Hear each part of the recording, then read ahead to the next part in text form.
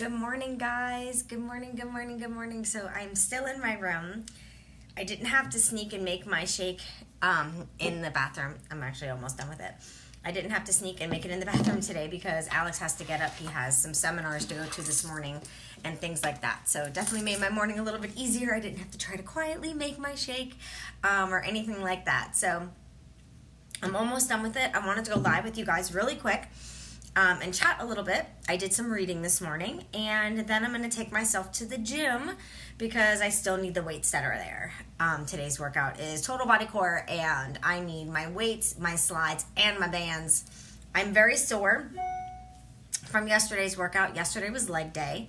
As you know, I took Wednesday as a rest day, which I totally could have worked out Wednesday because I gained 3 hours, but I went ahead and just took the rest day because I knew we had somewhere to be at a certain time and I didn't want to hold everyone up. So yesterday was leg day, and then on top of that, we walked like from one end of the strip to the other. I did get a new purse. We ended our walk at one of the malls here because our friends, their sons, wanted to go to the Lego store, and it just happened to be next to the Louis Vuitton store.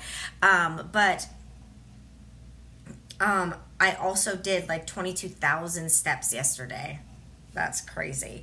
So I'm up. I'm having my superfoods. Good morning, Sylvia. I'm having my superfoods and everything. And I was reading in my book, reading day 12, which I know I should be way further in this book, but I just kind of read this when I have a chance. I read my other book called Girl Wash Your Face, which is awesome. And I'm going to be spending the afternoon doing my work from the pool.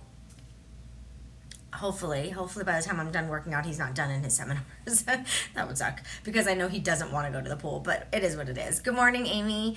I called you back yesterday. I don't know if you got my message. I know with the time change, it's been kind of like screwy. My mom forgot about the time change and called me. She's like, why are you still sleeping? I'm like, because it's 5:30. So I've been on track. I've drank this every day. We went to CVS yesterday. I bought a gallon of water so I can stay more hydrated. I bought some apples because with my recovery shake, I'm supposed to have a piece of fruit, but I haven't been able to find fruit in the hotel. I don't want to eat bananas all day, and that's all that I'm finding. So I was able to find some apples at CVS. So I got that so I can be a little bit more on track with that. But anyways, let's talk about the topic that I have today, and that is feeling and leading with your heart.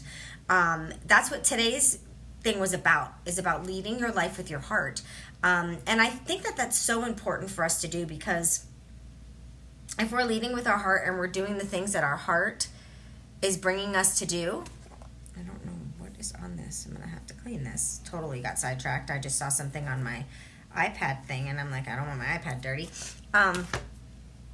If we're doing the things, hey Sandy, good morning. If we're doing the things that our heart is leading us to do, that we feel in our heart is something we have to do. Like when I went live and talked to you guys about suicide and suicide with my life in the past and things like that, that was something that my heart was guiding me to do. That was something that was yanking and pulling on my heartstrings.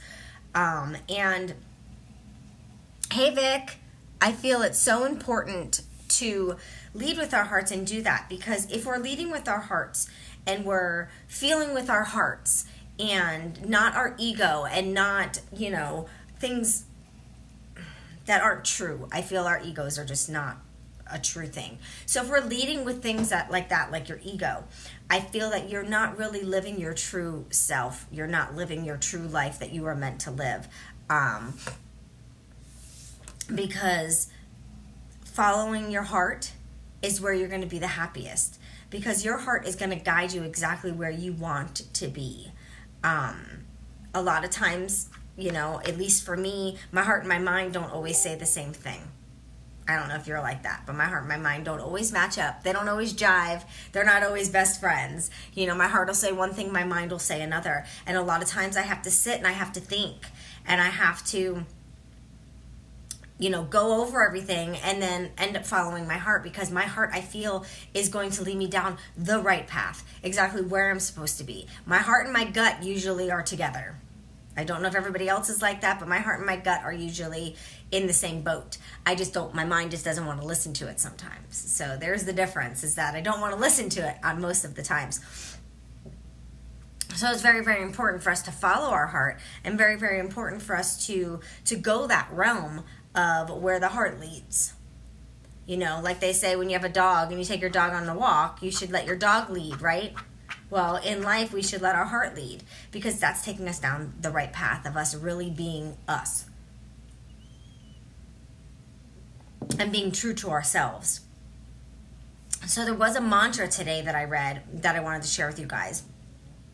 That when I read these mantras to you guys and I share them with you, it's because that's what we should be telling ourselves, and that's what we should be going towards and saying every day, so that way we follow our heart and we lead with our heart. That's the whole purpose of these mantras, of implementing it. So let's read it, and then we're going to talk about how we're going to implement it. So it says, my heart is my compass, and I listen to it and feel it daily.